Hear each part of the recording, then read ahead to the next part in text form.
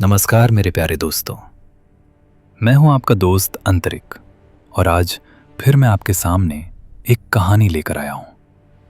लेकिन कहानी शुरू करने से पहले एक बात साफ बता दूं। इस कहानी के आखिरी हिस्से में एक ऐसा सवाल छुपा है जिसका जवाब हर किसी को नहीं मिलता। ये जवाब तभी सामने आएगा जब आप इस कहानी को पूरी ताकत से सुनेंगे। और अगर ये वीडियो आज रात 12 बजे से पहले 5000 लाइक्स और 1 लाख से ज़्यादा लोगों तक पहुंच जाती है तो मैं उस सवाल का सच अगले वीडियो में बिना छुपाए सामने रखूंगा। अब ध्यान से सुनिए, क्योंकि आज जो कहानी मैं सुनाने जा रहा हूं वो सिर्फ डराने के लिए नहीं है। ये एक सच्ची घटना पर आधारित है। और हां, अगर कहानी सुनते सुनते आपके मन में कभी ये ख्याल आए कि ये सिर्फ कहानी नहीं लग रही, तो समझ लेना आप सही दिशा में जा रहे हैं। अब सुनिए, ये घटना आज से कई दशक पहले की है। एक ऐसे गांव की जहां रात जल्दी उतर आती थी और लोग अंधेरे से सवाल नहीं करते थे। मैं जब वहां पहुंचा तो मुझे नहीं पता था कि एक बुजुर्ग औरत की कांपती नहीं बल्कि दबी हुई आवाज मेरे भीतर ऐसा डर छोड़ जाएगी जो आज भी मेरे साथ चलता है। वो मेरे सामने बैठी थी। तेल का दिया धीमी लौ में जल रहा था और उसने बिना मेरी तरफ देखे कहा, बेटा, अगर हिम्मत है तो सुनो, वरना अभी उठकर चले जाओ। कुछ कहानियां डराती नहीं, वो आदमी को तोड़ देती हैं। मैं कुछ नहीं बोला, बस सिर हिला दिया। तब उसने बोलना शुरू किया, धीरे, ऐसे जैसे हर शब्द उसके सीने से खिंचकर बाहर आ रहा हो। ये बात तब की है जब ये गांव बस नाम का गांव था। 40-50 घर और एक ऐसा घर जिसके पास कोई रात में नहीं जाता था। उसने हाथ से दूर इशारा किया, जैसे वो घर आज भी वहीं खड़ा हो। उस घर में एक मां रहती थी और उसका बेटा, सीधा सादा, मां की हर बात मानने वाला।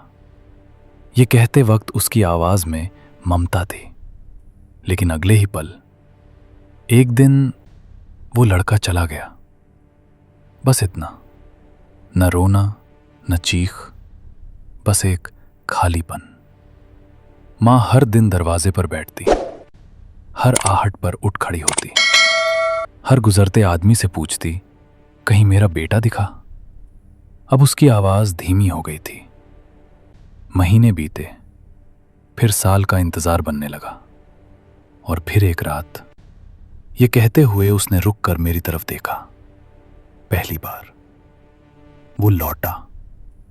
मेरे भीतर कुछ सिहर गया, लेकिन बेटा वो वही नहीं था। उसकी आंखों में वो चमक नहीं थी, उसकी आवाज में वो अपनापन नहीं था। वो थोड़ा झुकी और फुसफुसाई, और उसके साथ एक औरत थी। उस पल कमरे की हवा बदल गई, दिए की लौ हिली। बहुत सुंदर, इतनी सुंदर कि लोग देखते ही चुप हो जाते। लेकिन उसकी मुस्कान, उसकी आंखें फैल रहीं। उस मुस्कान में कुछ था जो किसी को अपना बनाने नहीं, किसी को अपने काबू में करने आया था। उसने एक वाक्य बहुत भारी आवाज में कहा, बेटा, हर प्रेम कहानी प्रेम से शुरू नहीं होती। कुछ कहानियां वशीकरण से शुरू होती हैं। मैं कुछ बोल नहीं पाया। वो आगे बोली, अगर उसी पहली रात किसी ने सही डर को पहचाना होता तो शायद आगे जो हुआ वो नहीं होता। उसने लंबी सांस ली, लेकिन इंसान पहली चेतावनी को हमेशा नजरअंदाज करता है। वो चुप हो गई और उसी चुप्पी में मुझे एहसास हुआ ये तो सिर्फ शुरुआत थी। उस रात जब वो लौटा था ना, मैं आज भी उस आवाज को भूल नहीं पाती। बुजुर्ग औरत ने भारी सांस लेते हुए कहा, दरवाजा बहुत धीरे खुला था, जैसे कोई जानबूझकर आवाज नहीं करना चाहता हो।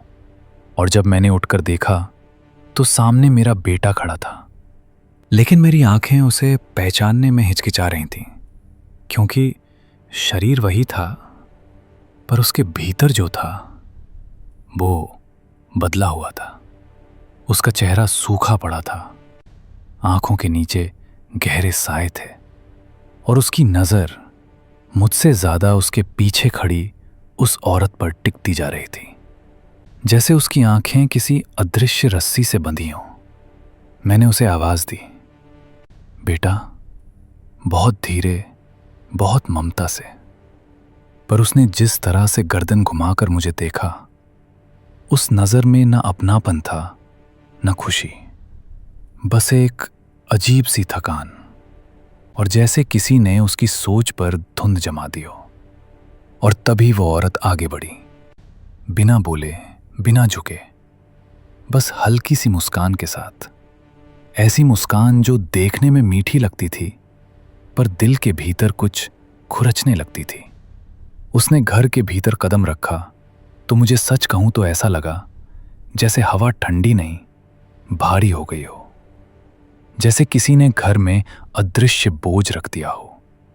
मैंने पूछा, ये कौन है? और मेरा बेटा बहुत सपाट आवाज में बोला, मेरी पत्नी है। न उसमें उत्साह था, न शर्म, न वो संकोच जो नए रिश्ते में होता है, बस जैसे कोई वाक्य रटा हुआ बोल रहा हो।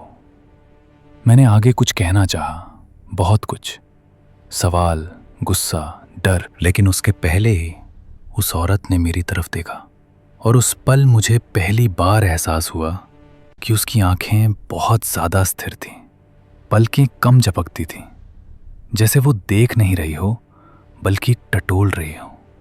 मेरे भीतर कुछ कांप गया, और तभी मेरा बेटा बोला, मां, अब यही रहेगी।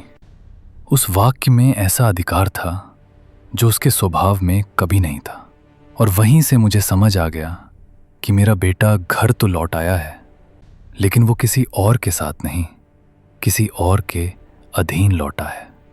उस रात वो मेरे हाथ का खाना नहीं खाया। पहली बार उसने कहा उसे भूख नहीं है, और मैं देर तक रसोई में बैठी रोती रही, क्योंकि माँ का दिल सबसे पहले यही पहचान लेता है कि उसका बच्चा कब उससे दूर किया जा रहा है। और उस औरत की मुस्कान, वो पूरी रात मेरे दिमाग में गूंजती रही, जैसे कोई बिना आवाज के हंस रहा हो। मैंने शुरू में अपने ही मन को समझाया था। वो औरत रुकी हुई, थकी हुई आवाज में बोलती चली गई। मैंने खुद से कहा था कि शायद बाहर रहकर आया है, शायद नई शादी है, शायद समय के साथ सब ठीक हो जाएगा। पर सच्चाई ये थी कि हर गुजरते दिन के साथ मेरा बेटा मेरे सामने होते हुए भी मुझसे दूर होता जा रहा था। वो मेरे पास बैठता तो था, लेकिन उसकी नज़र मुझ पर नहीं होती। उसकी आंखें जैसे किसी और ही दुनिया में अटकी रहती, कभी दीवार को घूरती, कभी छत को, और ज़्यादातर उस बंद कमरे के दरवाजे को जहां वो औरत रहती थी। जैसे उसकी आंखें नहीं, बल्कि उसकी आत्मा वहां बंधी हो। मैंने धीरे धीरे महसूस किया कि वो अब मेरे हाथ का खाना छूता तक नहीं था, पानी भी वही पीता था जो वो औरत उसे देती।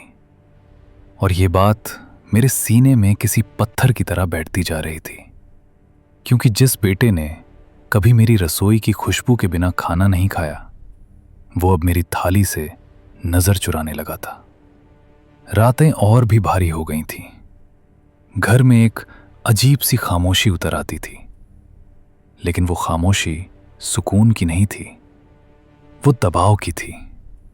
ऐसी खामोशी जिसमें सांस लेना भी बोझ लगने लगे। कई रातों में उस कमरे से धीमी आवाजें आती, कभी फुसफुसाहट, कभी अचानक गुस्से में बदली हुई टोन। पर वो झगड़े इंसानों जैसे नहीं लगते थे। वहां कोई समझा नहीं रहा था, वहां कोई तोड़ा जा रहा था।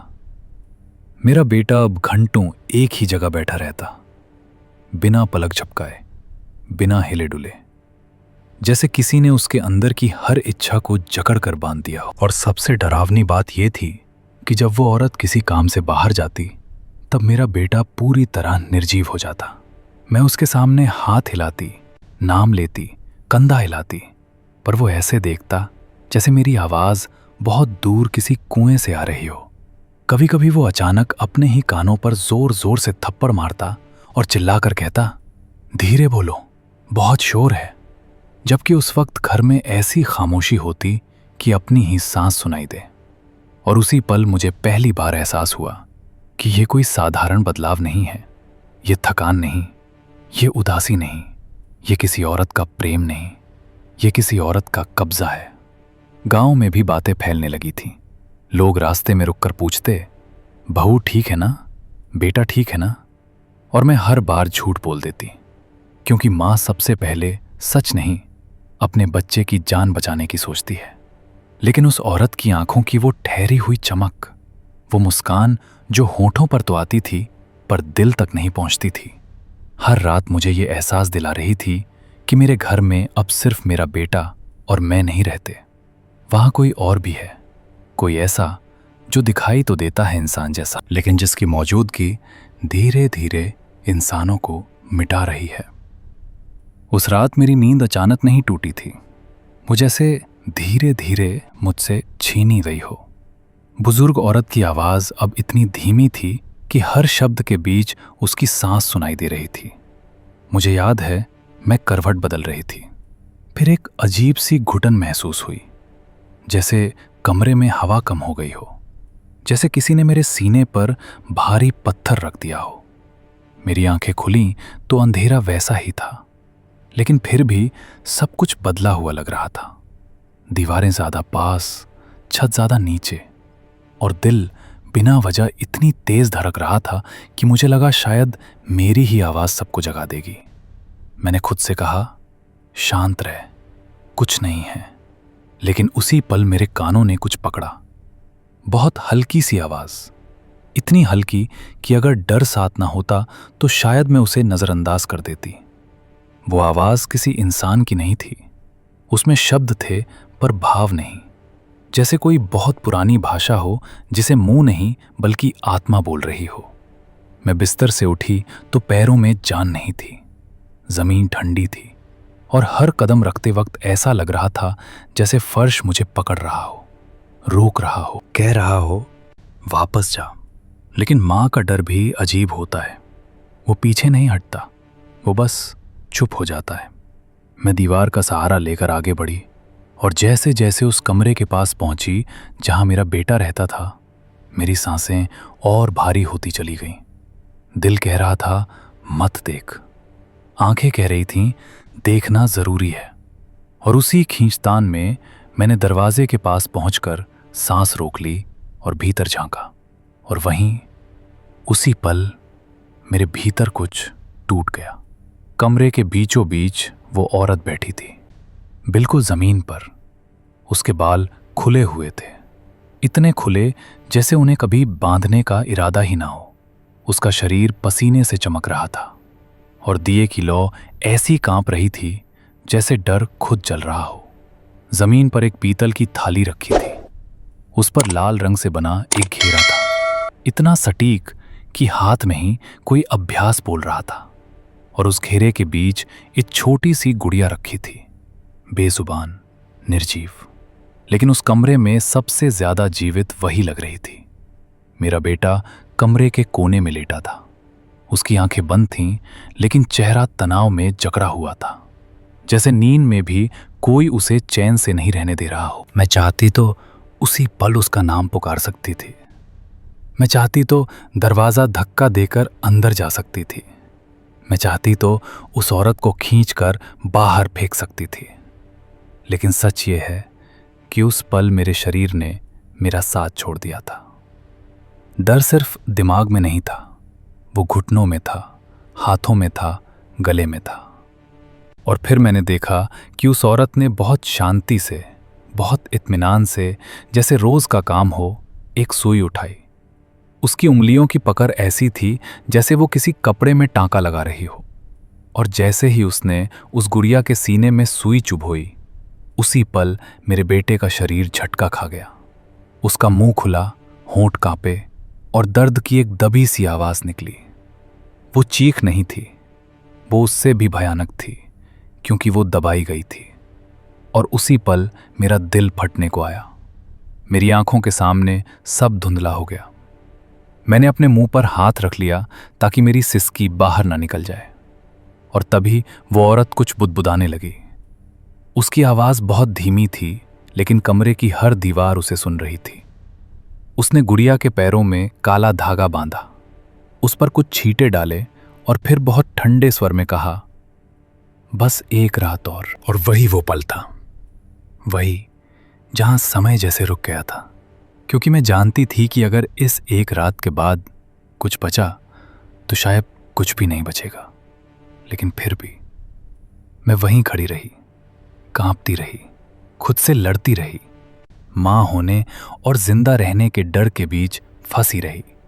और आज इतने साल बाद भी मैं खुद से वही सवाल पूछती हूं, क्या उस रात, उसी पल, अगर मैंने डर को पीछे छोड़ दिया होता तो क्या मेरा बेटा आज भी जिंदा होता? उस रात के बाद मैं हर सुबह ऐसे उठती थी जैसे किसी सजा से बाहर निकली हूं। उसकी आवाज अब साफ नहीं थी, वो भीतर से घिसी हुई थी। नींद आती तो थी, लेकिन वो नींद नहीं होती थी, वो बस आंखों का बंद होना था। क्योंकि दिमाग हर पल उसी कमरे में अटका रहता था, उसी थाली पर, उसी गुड़िया पर, उसी सुई पर, और सबसे ज्यादा उस पल पर जहां मैं कुछ कर सकती थी लेकिन नहीं कर पाई। मेरा बेटा जब सुबह उठता तो मैं उसे देखती रहती, बार बार, जैसे देख देख कर यकीन कर रही हूं कि वो अभी जिंदा है, कि उसकी छाती चल रही है, कि उसकी आंखें खुल रही हैं। लेकिन वो आंखें अब मुझे नहीं देखती थी। वो मुझे पहचानती थीं लेकिन अपनाती नहीं थी। जैसे मैं उसकी मां नहीं, बल्कि कोई पुरानी याद बन चुकी हूं। और यही बात सबसे ज्यादा चुभती थी, क्योंकि मां के लिए अपने बच्चे का मरना भी शायद इतना दर्दनाक नहीं होता जितना उसका जिंदा रहकर दूर हो जाना। वो औरत हर दिन और ज्यादा निश्चिंत होती जा रही थी, जैसे उसे पता हो कि अब कुछ भी उसका रास्ता नहीं रोक सकता। वो घर में ऐसे चलती थी जैसे ये घर शुरू से उसका हो, जैसे दीवारें उसे पहचानती हों। और मैं अपने ही घर में मेहमान बनती जा रही थी। कई बार मैं अपने बेटे के पास बैठती, उसके बालों पर हाथ फेरती और मन ही मन उससे बात करती, क्योंकि मुंह से बोले गए शब्द अब उस तक पहुंचते ही नहीं थे। और कई बार मुझे ऐसा लगता था जैसे वो मुझे सुन रहा है, लेकिन जवाब देने से रोका गया है। जैसे उसके भीतर कोई बैठा है जो मेरे और उसके बीच खड़ा है। और उस एहसास ने मुझे धीरे धीरे अंदर से चूर चूर कर दिया। मैं रात रात भर यही सोचती रहती कि क्या करूं, किससे कहूं, किस दरवाजे पर जाऊं। और फिर डर आता कि अगर मैंने गलत जगह मुंह खोला तो कहीं वो औरत मेरे बेटे को मुझसे हमेशा के लिए छीन न ले। क्योंकि अब मुझे ये साफ दिखने लगा था कि उसका असर सिर्फ मेरे बेटे तक सीमित नहीं था। घर के माहौल में कुछ बदल गया था। चीजें अपनी जगह से हिलने लगी थी। दिया अपने आप बुझ जाता, पानी का लोटा उलट जाता, और कई बार मुझे लगता जैसे कोई मुझे देख रहा है। लेकिन जब पीछे मुड़ती तो कुछ नहीं होता। और यही कुछ नहीं सबसे ज्यादा डराता था, क्योंकि जो दिखाई नहीं देता वही सबसे ज्यादा ताकतवर होता है। मैंने फिर एक बार कोशिश की, बहुत आखिरी बार। मैंने अपने बेटे को पकड़ा, उसका चेहरा अपने हाथों में लिया और उससे कहा कि अगर वो मुझसे प्यार करता है, अगर उसमें जरा सा भी मेरा बेटा बाकी है, तो वो मेरी बात सुने। और उस पल कुछ सेकंड के लिए उसकी आंखें बदली, बस कुछ सेकंड, जैसे अंदर कहीं बहुत दूर कोई चीख उठा हो। और उसी पल वो औरत वहां आ गई, बिना आवाज के, बिना कदमों की आहट के। और उसने मेरे बेटे के कंधे पर हाथ रखा। और वो सेकंड खत्म हो गए।